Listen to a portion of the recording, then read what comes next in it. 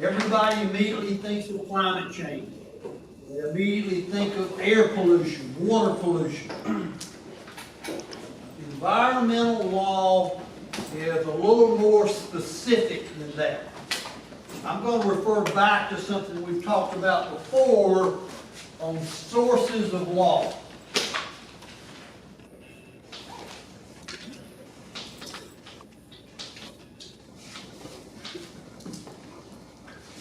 Legislature, we get statutes. Judiciary, we get common law. The executive branch, which is the president or the governor, gives us regulatory law.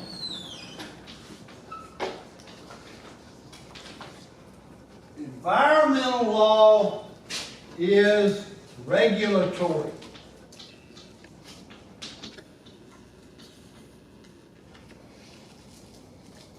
If the Congress of the United States, or if the State House in Columbia says that you cannot put wastewater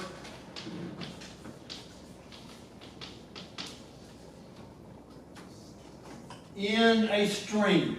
So if you've got a manufacturing company and you have excess steel, you've got excess rubber, you've got sewage from your bathrooms, you've got food from your cafeteria, the legislature passes a law that you says you can't put that wastewater in a stream because it goes to a town and it affects their drinking water. And so that's a statute. But you own the company and you find out that they've passed a law that said you can't put wastewater in the stream, and your response, like a lot of business people's response, is, so what? What are you going to do to me? We've been doing it for 50 years. My grandfather did it. My father did it. The little stream comes right through our property. We can put what we want to in that stream. And what are you going to do about it? Well, that's a good question. Because business people try to get any break they can. Just like people. Try to get every benefit you can. So, the executive branch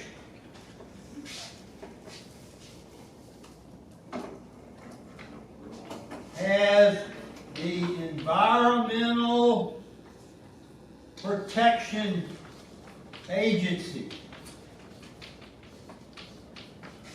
the EPA. The EPA regulations might have a book as long as this desk. There might be 1,000 reasons you can't put water into a stream. It may say you can put 3% of your waste into a stream, but not the rest.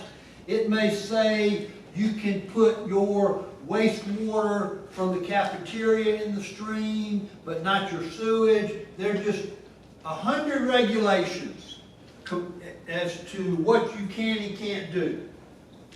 So the EPA has regulations, and that's under the president or the governor. No different than the IRS or the Securities and Exchange Commission, the Environmental Protection Agency. In South Carolina, it's the South Carolina Department of Health and Environmental Control, called DHEC. So EPA or DHEC says you can't put wastewater into that stream. And you want to make as much profits as you can, so you say, so what? Make me. I'm going to keep doing it because nothing you can do about it. That's the question in environmental law. That's where we are. So what does the government do about it? Now, if you're putting waste into water and it's killing your neighbor's cows, they can sue you for killing their cows. That doesn't have anything to do with the EPA. That's a litigation case, a lawsuit. But if the EPA wants to stop you from doing it, it becomes the U.S. EPA versus Corporation A. And it is a litigation case. The EPA is the plaintiff, Corporation A is the defendant, and it goes through complaints, answers, pleadings, goes through discovery, it goes to alternative dispute resolution, and maybe it ends up to a trial. And during that process, the EPA is going to have all of its records and all the water samples, and their experts, the water samples, they may have a nighttime camera that shows your trucks backing up to the water and dumping it into the stream, so they have their evidence. As a defendant, you can have your evidence. You can claim the stream is ours and not the government's. You can claim it's not environmental pollution. You can have your experts that have water samples that says, you know, there's nothing wrong. You may have an expert come in and drink the water that you're putting into the stream to show there's nothing wrong with it. But it goes through the litigation process. Now, just like in litigation for breach of contract or litigation for torts, the result is going to be money. It's going to be a fine,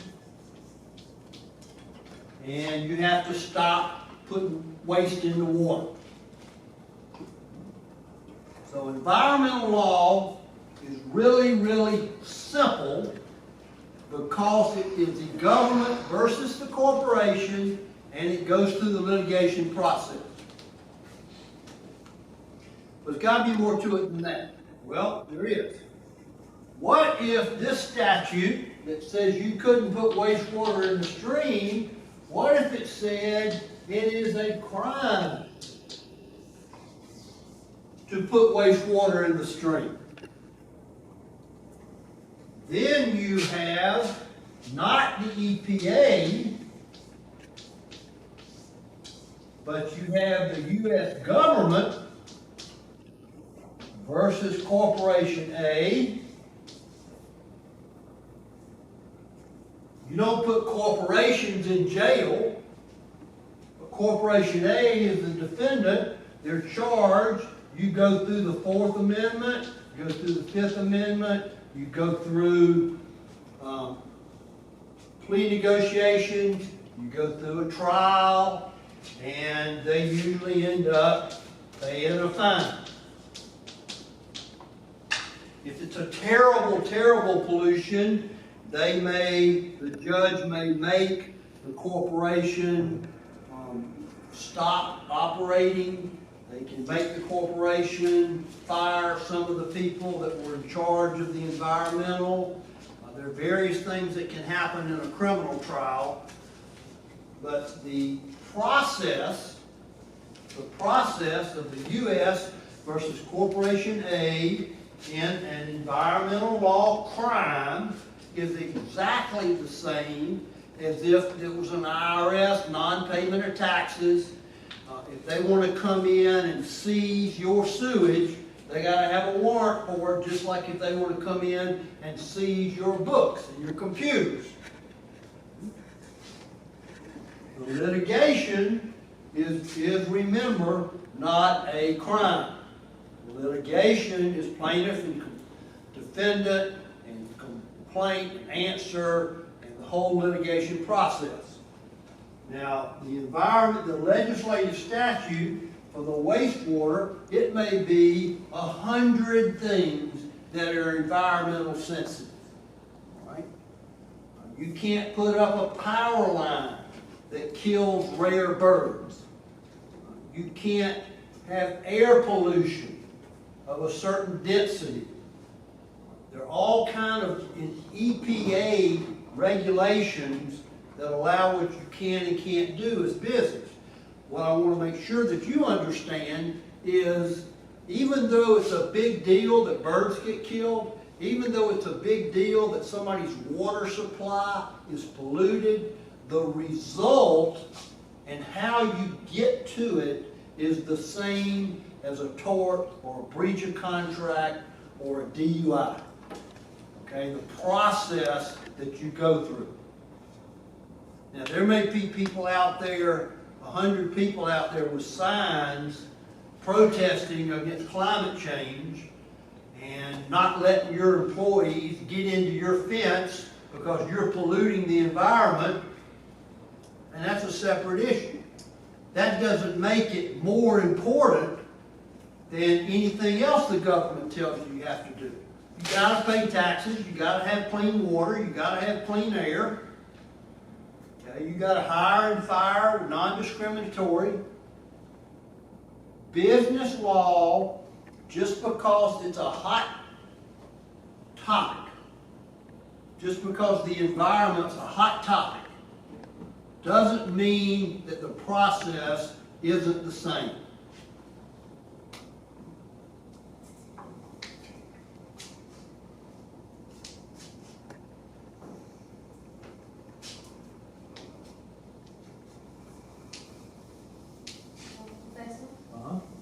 So the second situation you were talking about, mentioning it as a crime. So if it's a crime, does it follow criminal law? Yes. If it's a crime, they have to show mens rea. They have to get a Fourth Amendment warrant in order to come search your sewage. They have to give you Fifth Amendment due process. And we're just fixing to talk about that issue. Now,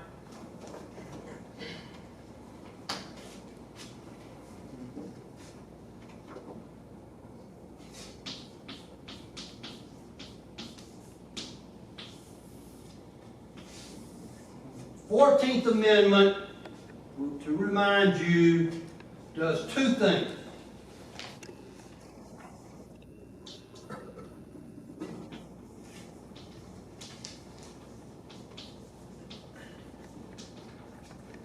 The 14th Amendment makes the first 10 amendments, freedom of speech, freedom of religion. When they first passed the Constitution, the states, still Massachusetts, Pennsylvania, doesn't have, the South's not always the bad guy. Massachusetts and Pennsylvania, you had to be a certain religion. Well, the Bill of Rights said you had freedom of religion. You didn't have to be a Quaker, you didn't have to be a Catholic, you didn't have to be a Protestant. But the Constitution didn't say that. So the 14th Amendment said that the Constitution applies to all the states. So those first 10 Bill of Rights now are applicable to the states. Now some states, particularly Virginia, had Bill of Rights because Thomas Jefferson wrote it. And the United States Bill of Rights was based on what he had written for the state of Virginia. But until the 14th Amendment came, about 10 years after the Constitution was passed, now the states were under it. Right? Now that you know that, you can forget it. Second thing,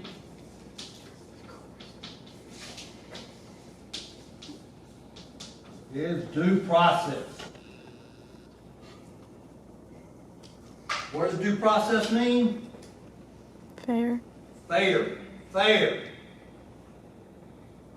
If you are a government business, if you are the South Carolina Department of Transportation, and you hire a construction company with bulldozers to come make a road, because it's a government project, the bulldozer company has to hire they can't discriminate on who they hire because they're working on a government project. If you are a business that does business with the government, you're making, you can be making something as simple as those neon green t-shirts that the construction workers wear.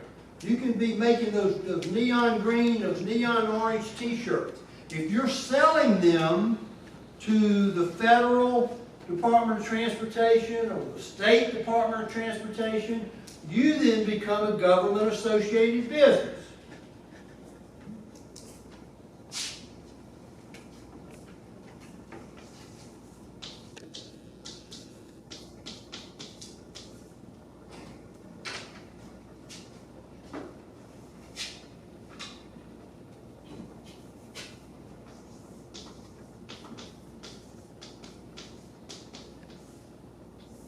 Does a private business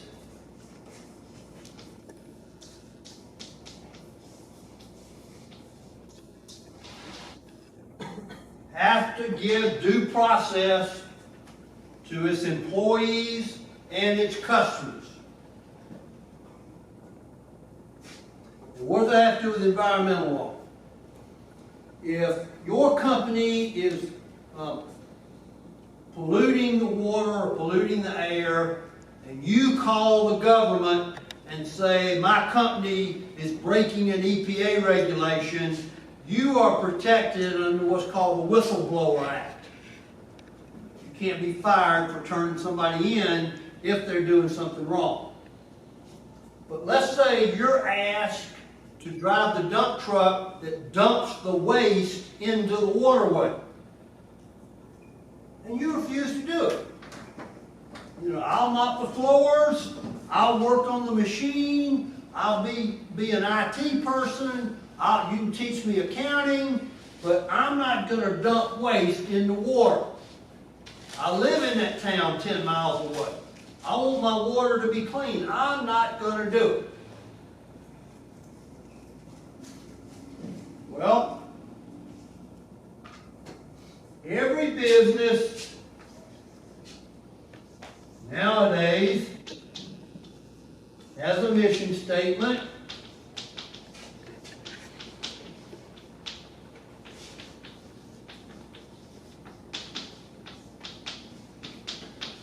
And it's going to say we give money to March of Dimes, we give money to Habitat of Humanity, and we protect our employees. And we're fair to our employees. Mission statements result in employee handbooks.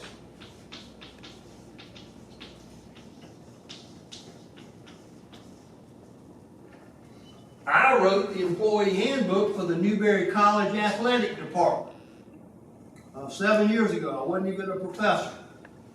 And the athletic director brought me in, and I was on campus for 6 weeks, interviewing coaches. How do you treat your associate coaches? How do you hire assistant coaches? What do you do with the female athletes? How do you protect them? You know, the whole thing, and then I put them in a book and sold it to Newberry College. All right? Well, these employee handbooks say we are going to be fair to employees. So what happens when you refuse to dump the dump truck? It's a regulatory regulation. It's against the law to do it. You won't do it because you don't want to do something that's against the law, and your employee handbook gives you a hearing.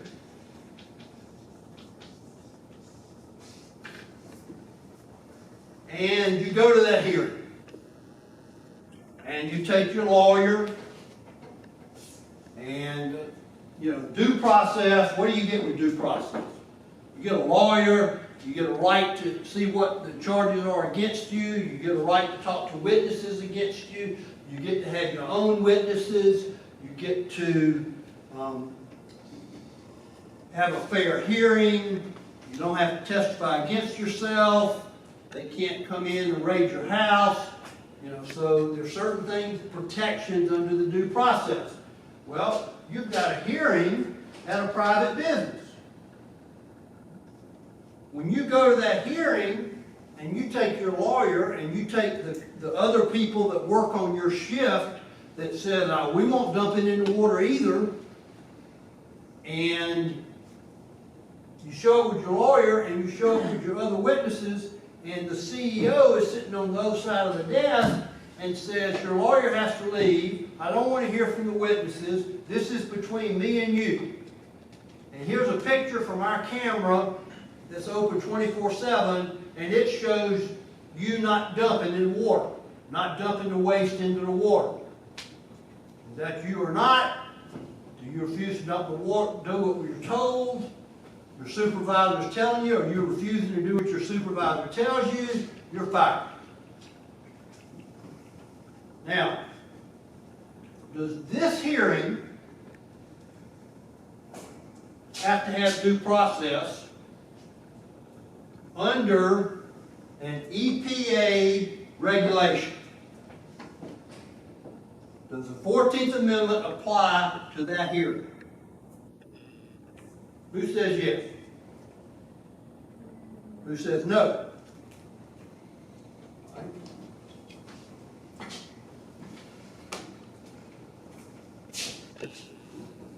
The answer is no, unless several things. One, it's associated with the government, like I just told you. If the dumping of the waste, if your business is doing business with the state of South Carolina, and there is a waste product from what you are making, and your customer is the state of South Carolina, it's considered a government business, and you have to give due process.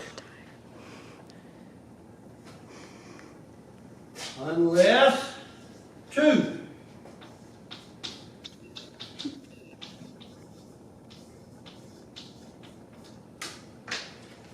if you had an employee, 100 employees at your business, and 80 of them came to work, but 20 of them didn't because of COVID. You're having trouble making the same profits because you've only got 80% of your labor cost, of your labor. Well, 6 months ago, the United States gave you $1 million to make up for COVID. Newberry College got $3 million, $34 million, something. I got $2,500. My wife got $2,500. The COVID stimulus check. If your 100-employee company, if your CEO took the money in order to hire the 20 people back, or took the money in order to buy Mercedes, it doesn't matter. If they took the money, it becomes a government-connected business. Then the answer, no, you don't have to get due process, changes to yes. So an environmental law, which is regulatory, that comes from the executive branch and goes to an ABC agency, like the Environmental Protection Agency. When the Environmental Protection Agency sues you, they go through a litigation process, but when your business takes it out on an employee in some manner, they have to give due process if that business is associated with the government or has taken government money. Now, I've given this example in the other classes this morning. Hypothetically, there are 4 chemists in their white coats that meet in a sterile garage, and they're coming up with a antidote to COVID. They're coming up with a vaccine for COVID, and they don't take any government grants. They don't take any grants from the University of South Carolina. They don't take any grants from Presbyterian College School of Pharmacy. They don't take loans from the federal government. They have their own money to start their partnership or their corporations. They haven't sold stock to government mutual funds. They didn't borrow money from the government. Hypothetically, that little four-person business can do whatever it wants. Right? They don't have to give due process. Now, if somebody knocks on their door, if Bob knocks on their door, and Bob is wearing a dress and has purple hair, and they say, "We're not hiring you," well, Bob has a different way to go, because we have discrimination employment rules, 1964 Civil Rights Act. So maybe those four people have some conditions in which they can hire and fire people. If the four people, if one of them's female, and the three males get together and say to the female, "You're not working with us anymore, you're fired," she has discrimination measures that she can use. But the employee handbook for those four people doesn't have to have due process, because it's not related to government. Now, that hypothetical business, it really doesn't exist.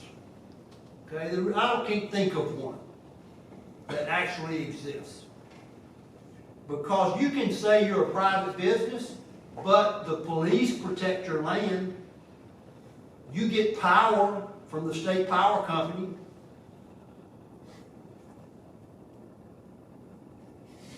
You sold 20 feet of your front yard to the government to expand their road.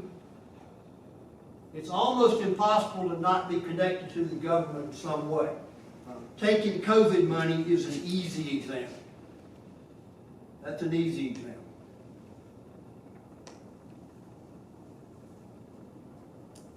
All right, lesson for today is environmental law is regulatory, and it results in the Environmental Protection Agency enforcing 200 statutes, whatever, having to do with the environment.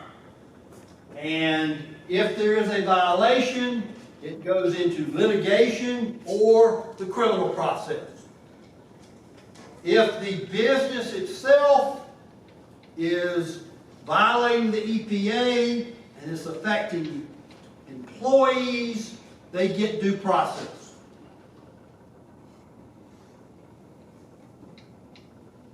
Any questions about that? Yes? What chapter is this in the book? 17. That's a great question. This is chapter 17 in the book.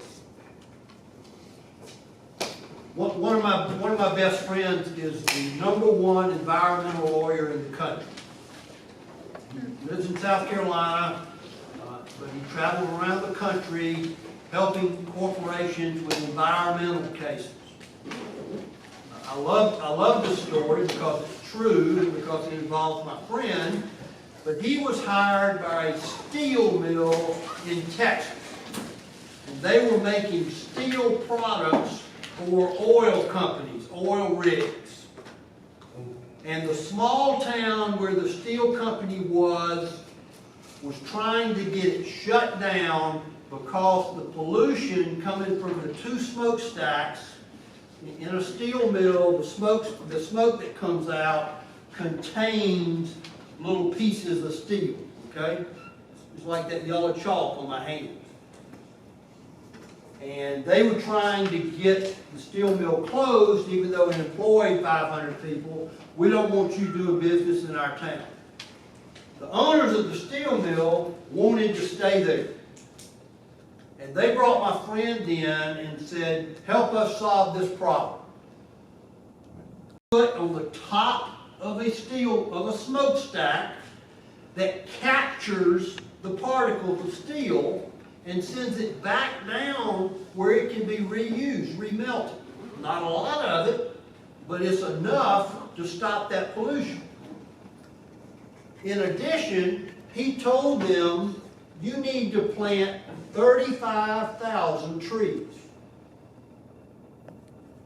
because of the oxygen, carbon dioxide that's produced, the oxygen that's produced. So this company planted 35,000 trees around on its acreage, capped their smokestacks, which actually helped them reuse and not lose that steel powder, and they were good corporate employees. So the answer isn't always the EPA shuts us down.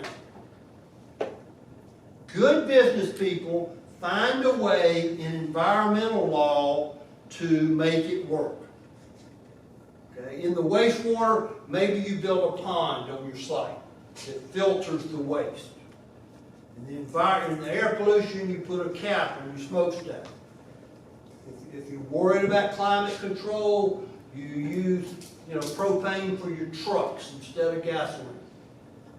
So environmental law is always looking for exciting new ways to do it, but the lesson for you as business law is it's no different than a breach of contract, than a tort. If you do something wrong, you're sued, and it goes through the process. Okay? All right, no class Friday. I'll post an exam